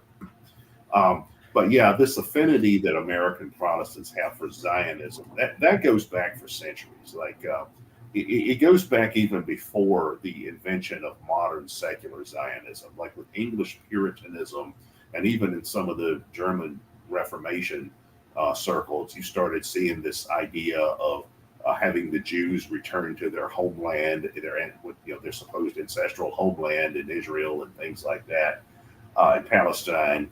And then when secular Zionism develops in the 19th century, through figures like Theodore Herzl and all of that, you start to see Protestants, really picking up the ball and running with it. You mentioned the Scofield Bible.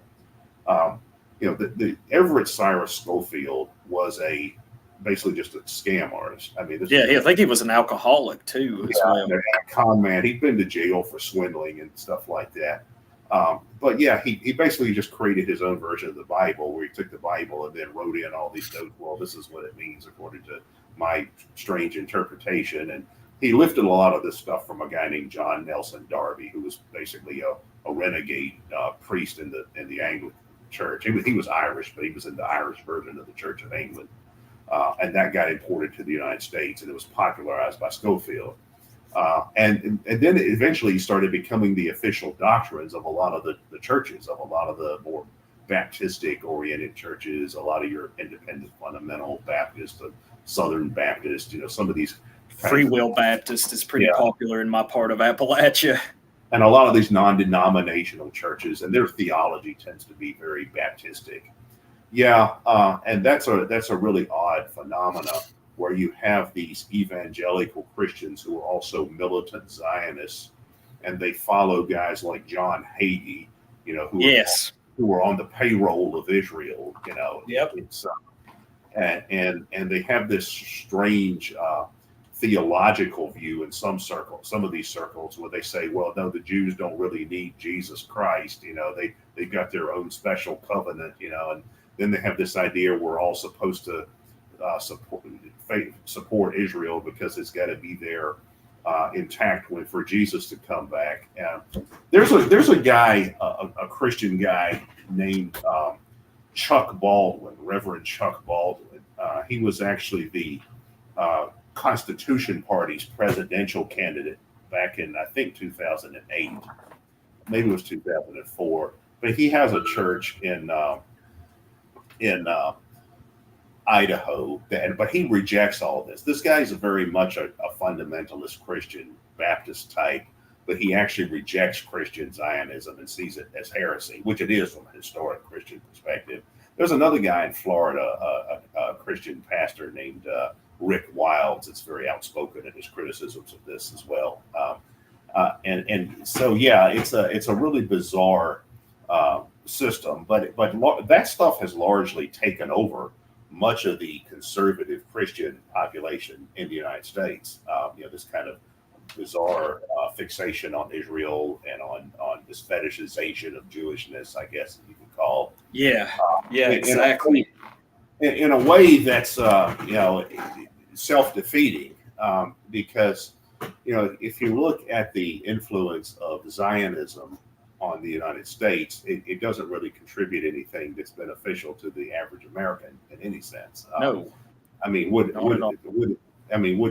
does this like? There's a great work by the political scientist John Mearsheimer on this that came out about 20 years ago. It's called The Israel Lobby, and it talks about the influence of Zionism on shaping American foreign policy in the Middle East and the role that Zionists have played in all of these, one war after another scenarios. In fact, even Donald Trump, in one of his candid moments recently, admitted this. He said, we're in the Middle East to protect Israel. That's yep. Yeah. I mean, this is a guy who gets billions of dollars in donations from Zionists like the Adelsons and people like that. He's got Jared Kushner as his son-in-law. Yep. Yeah. Exactly. Yeah, and it's gotten to the point now where the entire American ruling class, all ruling class factions, whether it's a Northeastern establishment, whether it's the Sun Belt, all major institutions, whether it's Wall Street, whether it's Hollywood, whether it's Silicon Valley, all of these major ruling class factions all have Zionists that are deeply embedded in all of it, and that in turn tends to shape policy, in the way that we've been talking about. And I think that's a critical issue nowadays, because not only do we see things going on, from a humanitarian perspective, like the genocide in Gaza, but whenever you think about that, from a point of view of the ordinary Americans, it is not in the interest of ordinary Americans for Zionists to dominate American foreign policy in the way that they do. And then you also have the cultural influence as well, and which gets to some of the things we've been talking about. So yeah, I mean, fortunately, more people I think are becoming aware of this. You've got people who are more conservative leaning who are starting to questioning. A lot of these things. And on the left as well, like a lot of the left is spearheading it, with their support of Palestine, it seems.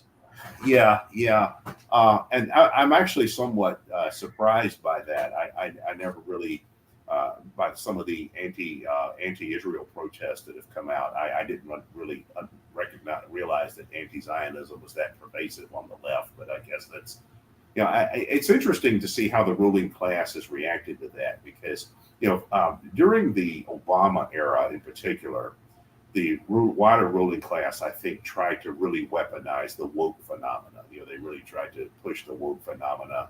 And that kind of peaked, I think, during the George Floyd moment. Yes. But what happened after the war in Gaza started is that it seems like the ruling class is having to rethink their strategy, because they've seen a lot of these woke people, like college students, take them at their word. And, so you have these people saying, these college kids saying, "Hey, we're supposed to be against genocide, right?" Well, there is one.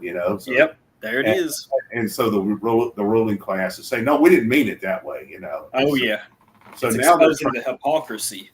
So now they're trying to pull back, and now they're trying to weaponize anti-woke. They're trying to say, "Well, anti-genocide is just being woke,"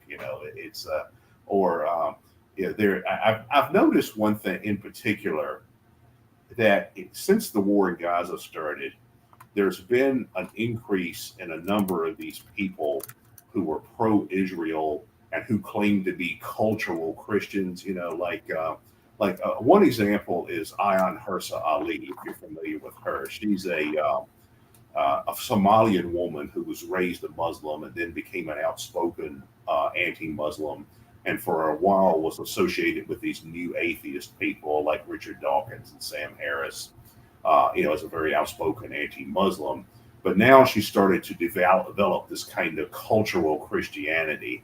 And it just happened, she just happened to do this after the October 7th incident and after the war in Gaza started. And I've noticed other people taking this position, like Konstantin Kisin. He's this British-Russian fellow who has somewhat similar kind of center-right views, kind of almost neoconish views. I've noticed that this seems to be a new line that a lot of influencers are, that are obviously connected to Zionist interests and neocon Yes. are starting to take. Well, we're cultural Christians, meaning that, well, we can't be for woke and we can't be for Islam. Well, what is the common denominator? Well, those are all the things that are anti-Zionist. It's like you've got if you look at who's leading the protest against the war in Gaza, it's Muslims, it's Palestinians, it's Arabs, it's woke leftists, it's traditional communists. So they're trying to weaponize anti-woke or anti-Islamism or cultural Christianity, meaning they don't really believe in Christianity. They just say, well, we just need it as a cultural, counterbalance these other things.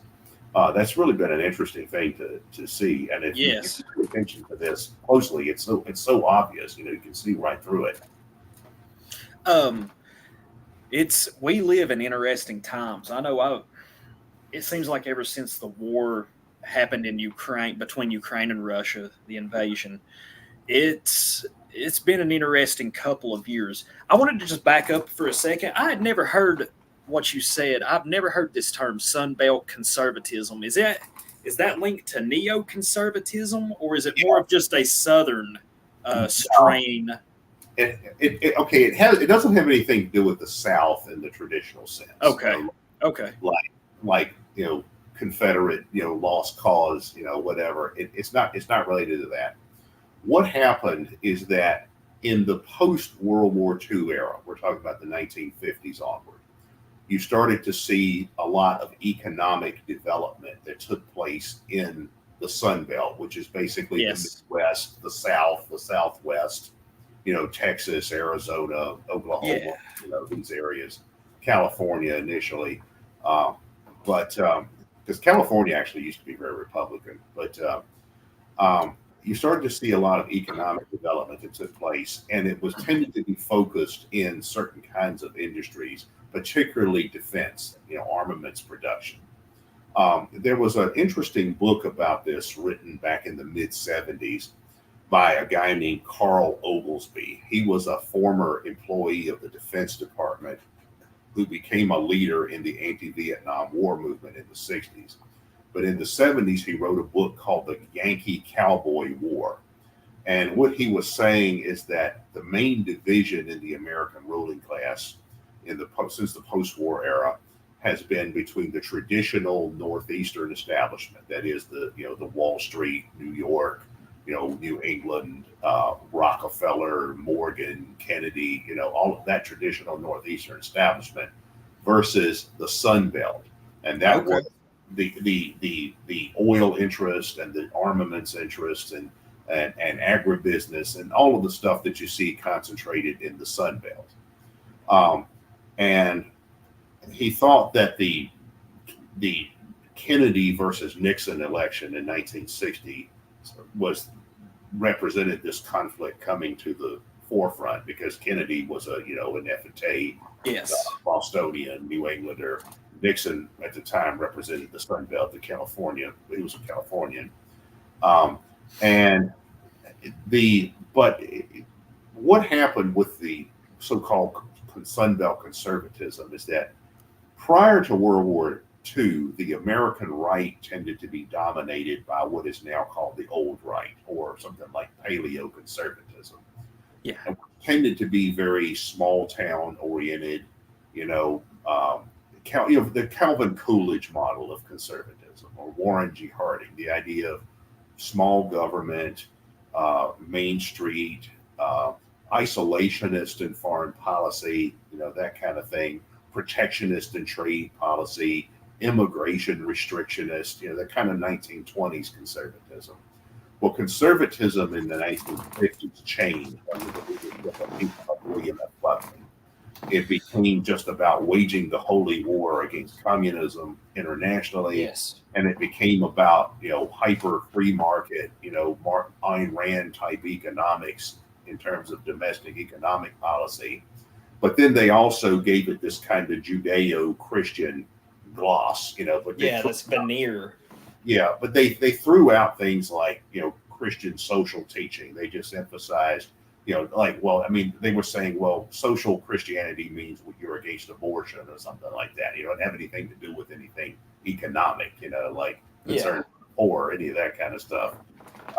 So you had this, what was called fusionism. There was an associate of Buckley named Frank Meyer, who was a former Marxist, who developed it. I was about to just interject. I mean, neoconservatism itself, it basically came from Trotskyites originally, didn't it? I'm getting to that. Go ahead. Sorry. Go ahead. Part of the story. All right. Well, you had this post-war conservatism that was created by basically, Sunbelt Capital, the CIA, and former communists like Frank Meyer, and then right-wing Catholic reactionaries that identify with figures like Francisco Franco, like Buckley and Brent Bozell and people like that. That became conservatism. All right. And then they created this ideology called fusionism, which is basically super hawks on foreign policy, Ayn Rand type market fundamentalism and economics. And then they gave it this kind of Judeo-Christian gloss, well, we're for traditional values, but except for all that stuff about concern for the poor and all that, we're against gays and all that, but not for social justice or any of that kind of stuff. And then that became conservatism. And then neoconservatism, that started in the late 60s and early 70s. And that was created by former hard leftists. It was created by former Trotskyites and new leftists and former communists. Like Irving Kristol, for example, who more or less coined the term neoconservatism, he was a former Trotskyite. He was a protege of Sidney Hook, who was a Trotskyite and anti-Stalinist. And then there was Norman Podhoretz. He was a new leftist. At one point, Commentary was a New Left magazine. And then you also had groups like Social Democrats USA, which was like a leftist group, but their foreign policy was controlled by the CIA. And the reason that this movement developed is that you had a lot of far left people that were mostly associated with the New York intellectual circle, most of whom were Jews as well. And they started thinking, okay, well, we're on the far left, but we don't like the Soviet Union. We think that Stalin is a reactionary. A lot of them objected to Russian anti-Semitism, obviously.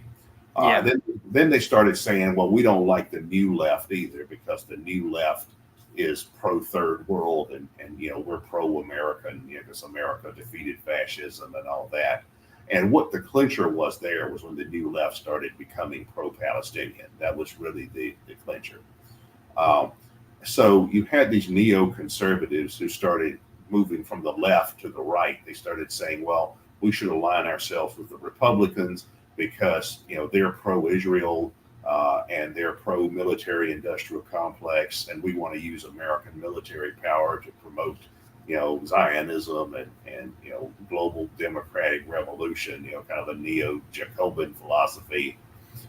And also you've got these businessmen who back the conservative movement. We can get donations from them and neocons can build their own movement. So that's what neocons did in the 70s. Neocons started working every angle at the same time. They still worked the Democratic Party angle, but they also started working the Republican angle. In fact, Paul Gottfried, he's a friend of mine. He's a leading paleoconservative intellectual. I've heard of him before, yes. Yeah. Well, Paul told me once that he actually has a copy of a letter or exchange between Irving Kristol and Daniel Bell, who were two leading neocons. And this is from 1972. And in the 1972 election, Kristol is saying, well, he's going to support Nixon and the Republicans, and Bell is going to support the Democrats. And the goal is whatever side wins, neocons still have a foot in the door. And that's the angle they still work. Like on the Democratic side today, for example, you've got someone like Victoria Nuland. Well, her husband is Robert Kagan. The Kagans were a big neocon family. And then you've also got on the Republican side, you've got the Horitzes. Like even in the Trump administration, a lot of the neocons dislike Trump, but they also tried to embed themselves in Trumpism at the same time. So, like when Trump's envoy to Iran was a guy named Elliot Abrams. He's the son-in-law of Norman Podhoretz and Mitch Decter, who was like another leading neocon family. Yes. And then you see George Will. Since Trump has taken over the Republican Party, George Will was always Mr. Republican, but he's gone over to the MSNBC crowd now. He's an associate of the Crystal family. You also have this movement called National Conservatism. That's what that is that's led by a guy named Yoram Hazani. He's an American who moved to Israel, so he lives in Israel. I think he's from Philadelphia or somewhere like that. He's an American who became an Israeli. Yeah, Yoram Hazani, and Hazani was actually a protege of Irving Kristol, and National Conservatism is funded by the neocons. It's a controlled opposition project. Its purpose is to sort of create a fake populist conservatism that's going to be like Trumpism without Trump. It's like and that's the angle that the neocons take. They've embedded themselves in liberalism, in conservatism, in Trumpism, fake national conservatism. And so by doing this, they've managed to infiltrate think tanks and foundations and get themselves high-level appointments in the State Department and all these other important institutions, and that's how they got to control the foreign policy of the United States. Like if you look at the Biden administration, the Biden administration is the most Jewish administration in American history. Oh yes, yes. I mean, the real president of the United States is Anthony Blinken. Right? Mm-hmm. Exactly. The idea that the wider ruling class is letting a guy with dementia make important foreign policy decisions is ridiculous. Right? The real president, at least when it comes to foreign policy, is Anthony Blinken and Jake Sullivan. Yep. And that's how we got to have this kind of Zionist-dominated foreign policy paradigm. Which is not in the interest of the United States. Like if you look at what's been happening in geopolitics in recent years, you see one country after another is abandoning the West and leaning towards the BRICS. Yes. More countries are over to the Russians, the Chinese, the Iranians, because they think they're going to get a better deal from those countries. And at the same time, the United States is pushing more and more countries towards the BRICS because, by supporting the genocide in Gaza, all right, by doing that, the Americans are pushing away, obviously hundreds of millions of Arabs, billions of Muslims, billions more people in the global South. And where are they going? They're going to the East. So it's not really in the rational foreign policy interest of the United States to be so adamantly pro-Zionist, except for the fact that domestically Zionists have such control over American institutions, and particularly in the foreign policy realm. This is some fascinating stuff right here. I was about to say my last question I had for you is what did you think was going to happen, with the current paradigm, the current situation with everything going on. I really enjoyed listening to that. You really laid everything out, like how neoconservatism was connected to the Trotskyites, and that's some really fascinating stuff. I really enjoyed that. Let's see.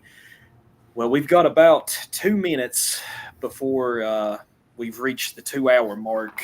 I know that I asked you that question, I think about 15 minutes ago. I knew it was a rambly question. It was just, it's like you said, I'd asked several questions at once, but I really appreciate those answers. So basically, I don't want to keep you any longer, Mr. Preston. I really appreciate you coming on here. I've really, a lot of my friends have spoken highly of you, and I'm very grateful that you agreed to come on my show and talk to me. Is there any closing remarks that you might have? Any parting thoughts? Well, as I said at the beginning of the program, if you want to know more about me, you can just go to attackthesystem.com. I've got probably hundreds of original essays there. You can order copies of my books if you're interested in any of that. There's a lot of other material by other people. If you're interested in some of the philosophical or ideological ideas we discussed, anarchism and pluralism, pan-secessionism, national anarchism, all of these things, there's lots of discussion of that there as well.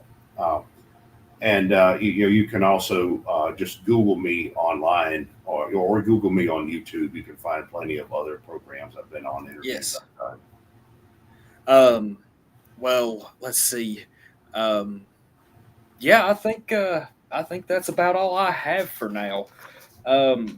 Like I said, this has been a learning experience for me. You've touched on many things and spoken about many things that I was not aware of. So I appreciate the knowledge that you've given us and the audience. I was going to say, Keith, here in the future, the door is always open. Love to have you back here one of these days. No problem. No problem. And I wish you luck in your work. Are you working on any new books at the moment by chance? I've got some things that are in the works. I don't know what the final outcome of that's going to be, so I'll keep that under wraps for now. I understand. Keep it close to your chest. All right. Well, I want to thank everybody for stopping by. And I want to thank you, Mr. Preston, for coming on. And I hope y'all have a great evening. I'll talk to y'all soon. Bye-bye.